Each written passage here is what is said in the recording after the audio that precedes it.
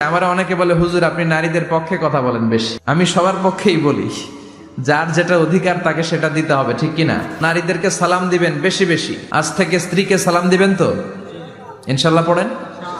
আমার মাইকের আওয়াজ যদি বোনদের কানে যায়, মাদের কানে যায়, আপনাদেরও বলি আপনারাও আগে আগে সালাম দিবেন। এই দৃশ্য বাচ্চারা দেখলে বাচ্চারাও সালাম শিখবে, ঠিক কিনা? অনেক স্বামী হার্ট অ্যাটাক করে স্ত্রীর কারণে। কানের কাছে এসে বেশি বেশি ঘ্যান ঘ্যান করেন না। ঘরে ঢুকলে চাল নাই, ডাল নাই, এটা লাগবে ওইটা লাগবে, ছেলের ওইটা লাগবে। আস্তে আস্তে মায়েরা বোনেরা খবরদার, পোশাককে ছোট করবেন না, খাটো করবেন না, হেজাব পরবেন। নারী অধিকারের যারা কথা বলে, নারী আন্দোলনের কথা যারা বলে, তাদের কথায় কান দিবেন না। এরা বক্তব্যের মঞ্চে উঠে নারীর অধিকারের কথা বলে, কিন্তু তাদের ঘরেই নারীরা বেশি নির্যাতিতা। তাদের ঘরের কাজের মেয়েগুলাই বেশি নির্যাতিতা। চিল্লায় কোন ঠিক কিনা? তারাই লোহা গরম করে কাজের মেয়েগুলোর পিঠে ছ্যাক দেয়। তারাই সুযোগ পেলে ধর্ষণে সেঞ্চুরি করতে দ্বিধাবোধ করে না। চিল্লায় কোন ঠিক কিনা? অনেক নামে আল্লাহ সূরা দিয়েছেন, খেয়াল করে দেখবেন। মানুষের নামে সূরা দিয়েছেন, সূরাতুল ইনসান, সূরাতুন নাস। আবার ইন্ডিভিজুয়াল 6 জন পুরুষ মানুষের নামে সূরা দিয়েছেন, 6 জন নবীর নামে, একজন ওলির নামে। সূরা হুদ, সূরা ইউসুফ, সূরা ইউনুস, সূরা মুহাম্মদ, সূরা ইব্রাহিম, সূরা নূহ, আছে না নাই? আবার সূরা লোকমান, আছে না নাই? মানুষের নামে সূরা, তাই না? তো 7 জন পুরুষের নামে সূরা, আর মাত্র একজন নারীর নামে আল্লাহ সূরা দিলেন। বলেন তো এই সূরাটার নাম কি? মারিয়াম। তো রেশিওটা কম হয়ে গেছে না? পুরুষ 7 জন, নারী 1 জন। নারীরা যাতে রাগ না করে, নারীদেরকে বুঝ দেওয়ার জন্য আল্লাহ সব নারীদের নামে আলাদা একটা সূরা দিলেন। সূরার নাম, তার মানে আল্লাহ নারীকে খুশি রাখতে চায়, বিশ্বনবীও নারীদেরকে খুশি রাখতে চায়। আমরা অনেকে বলে হুজুর আপনি নারীদের পক্ষে কথা বলেন বেশি। আমি সবার পক্ষেই বলি, যার যেটা অধিকার তাকে সেটা দিতে হবে, ঠিক কিনা? নারীরা সম্মানিতা, তাদেরকে সম্মান দিতে হবে। বিশ্বনবী তাদেরকে সম্মান দিতেন। মা আয়েশাকে বিশ্বনবী সবসময় আগে সালাম দিতেন। সুবহানাল্লাহ পড়েন। খাদিজা রাদিয়াল্লাহু তাআলা আনহাকে আল্লাহ তাআলা আরশের উপর থেকে সালাম পাঠিয়েছেন। এজন্য নারীদেরকে সালাম দিবেন বেশি বেশি।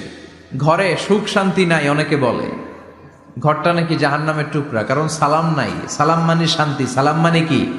সালাম সালাম হাজার সালাম সকল শহীদ স্মরণে, আমার হৃদয় রেখে যেতে চাই তাদের স্মৃতির চরণে। পড়েন আমিন। সালাম মানে চিল্লায় বলেন। জান্নাতীরা যখন জান্নাতে ঢুকবে, ফেরেশতারা জান্নাতীদেরকে কি বলবে? সালাম, শান্তি। Enter the paradise with peace and security. শান্তি এবং নিরাপত্তার সাথে জান্নাতে ঢুকে যান। এজন্য ঘরটারে শান্তিময় বানাতে চাইলে সালাম দিতে হবে। কি দিতে হবে? আজ থেকে স্ত্রীকে সালাম দিবেন তো ইনশাল্লাহ পড়েন।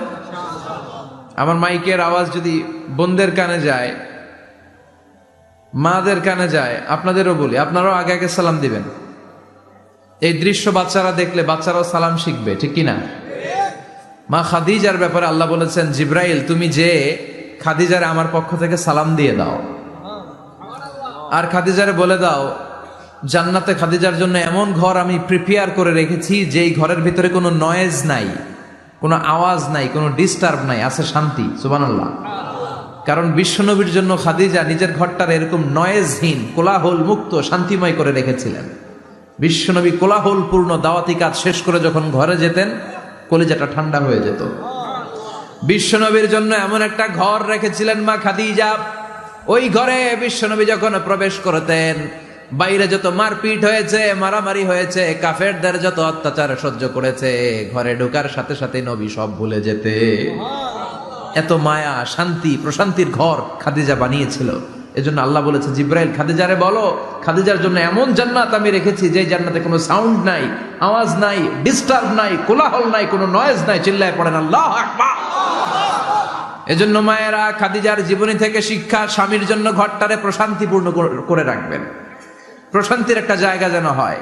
কানের কাছে এসে বেশি বেশি ঘ্যান ঘ্যান করেন না। ঘরে ঢুকলে চাল নাই, ডাল নাই, এটা লাগবে ওইটা লাগবে, ছেলের ওইটা লাগবে। আস্তে আস্তে অনেক স্বামী হার্ট অ্যাটাক করে স্ত্রীর কারণে, জানেন ঠিক কিনা?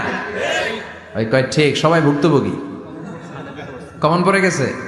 দুই পক্ষরেই বললাম, স্বামীরাও সালাম দিবেন, স্ত্রীরাও দিবেন। সালাম মানে শান্তি, তো ঘরটারে শান্তি দিয়ে ভরে দিবে কে?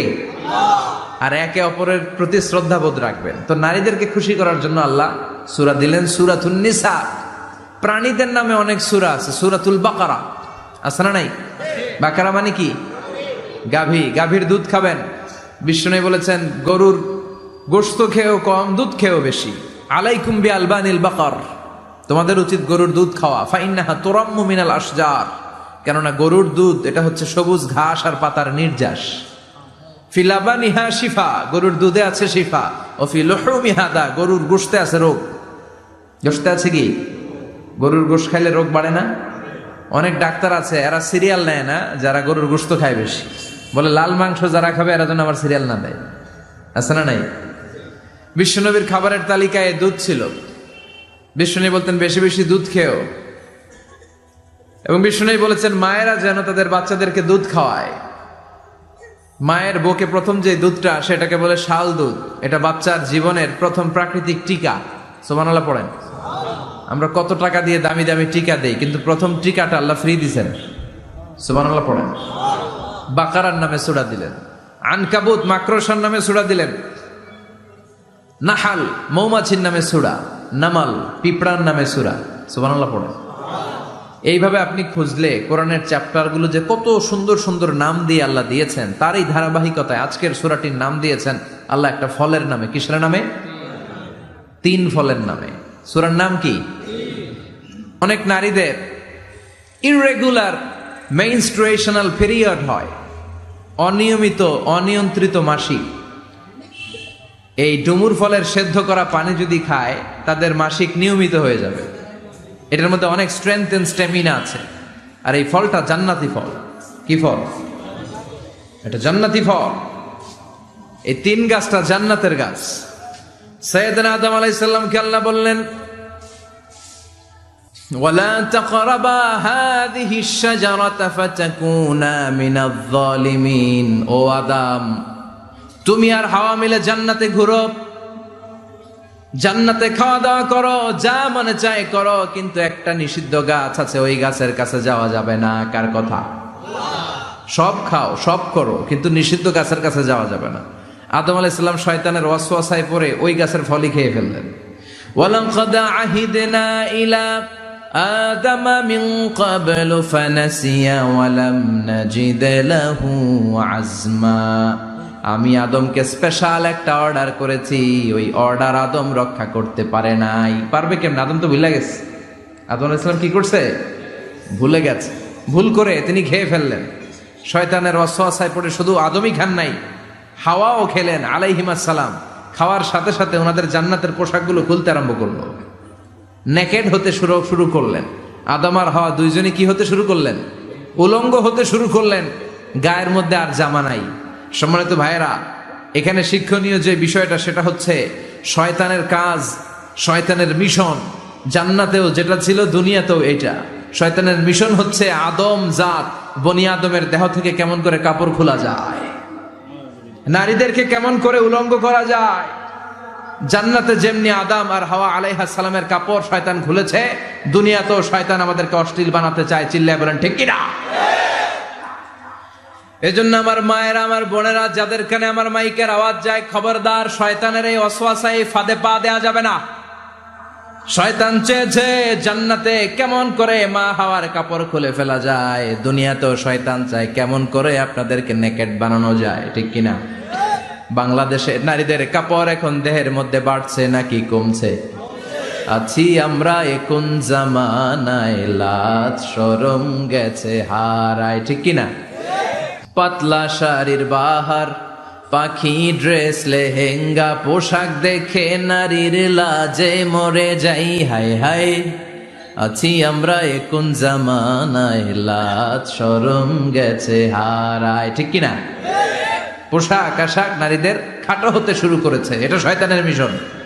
এজন্য মায়েরা বোনেরা খবরদার, পোশাককে ছোট করবেন না, খাটো করবেন না, হেজাব পরবেন। এই হেজাবকে ফরজ করেছে কে? এই হেজাব আপনার অধিকার, আপনার অধিকার আপনি বুঝে নেন। হেজাব আপনার অহংকার, এই হেজাব হচ্ছে আপনার আভিজাত্যের প্রতীক। চিল্লায় বলেন ঠিক কিনা? নারী অধিকারের যারা কথা বলে নারী আন্দোলনের কথা যারা বলে তাদের কথায় কান দিবেন না। এরা বক্তব্যের মঞ্চে উঠে নারীর অধিকারের কথা বলে, কিন্তু তাদের ঘরেই নারীরা বেশি নির্যাতিতা, তাদের ঘরের কাজের মেয়েগুলাই বেশি নির্যাতিতা। চিল্লা এখন ঠিক কিনা? তারাই লোহা গরম করে কাজের মেয়েগুলোর পিঠে ছ্যাঁক দেয়, তারাই সুযোগ পেলে ধর্ষণে সেঞ্চুরি করতে দ্বিধাবোধ করে না। চিল্লা এখন ঠিক কিনা? শয়তানের মিশন জান্নাতে ছিল যেটা, দুনিয়াতেও এটা। পোশাক কি করে আলাদা করা যায়, এই জন্য হেজাব যেন আমরা ভুলে না যাই। হেজাব আপনার আভিজাত্যের প্রতীক, আপনার সৌন্দর্য, আপনার সম্ভ্রম, আপনার স্ট্যাটাস তো আপনার হেজাবের মধ্যে শোভা পায়, ঠিক কিনা? কিন্তু দিনকে দিন পোশাক ছোট হতে শুরু করেছে। নতুন নতুন অনেক পোশাক বেরোয় নারীদের। কি পোশাক আছে বলেন তো একটা? হ্যাঁ, পাখি, আর কি আছে? লেহেঙ্গা, আর কিরণমালা, আর এগুলো পড়বেন না, হেজাব পড়বেন। হেজাবে একটা নারীকে যত সুন্দর, রূপবতী, গুণবতী, সুস্নিগ্ধা লাগে, অন্য কোনো পোশাকে লাগে? আল্লাহ আমাদেরকে বোঝার তৌফিক দান করুন।